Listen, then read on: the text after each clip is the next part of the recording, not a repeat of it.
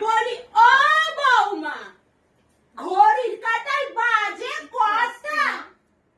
শোনো, তোমার মতো বৌমা পেলে আর গলার জোর কমে না গো।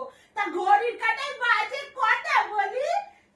হ্যাঁ, ফোনটার মতো তো সারাদিন গুটুর গুটুর গুটুর গুটুর গুটুর গুটুর করে সারাটা দিন বসেই আছো।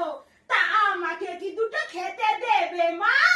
আমার পেটে যে ছুঁচোয় ডান মারছে। কেন মা, আপনার এই জলজান্ত দুটো হাত তো আছে মা, হাড়িতে তো ভাত করেই দেওয়া আছে, আপনি কি একটু বেড়ে খেতে পারেন না নাকি সেটুকু আপনার মুখে ভরে দিতে হবে? তোমাকে এনেছি কি বেড়ে খাওয়ার জন্য?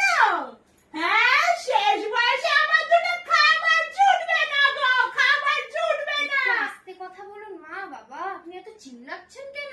তোমার মতো বউ যে ভাগ্য করে পেয়েছি মা, আমার কপালে দুটো খাওয়া জুটবে না শেষ বয়সে, আমি তো বুঝতে পারছি। ওই কথার ঝাল দিয়ে তো আমার বাবুরে তুমি আগলে রেখেছো। আপনার বাবু তো কচি খোকা না যে আমি আমার আঁচলে বেঁধে রাখবো।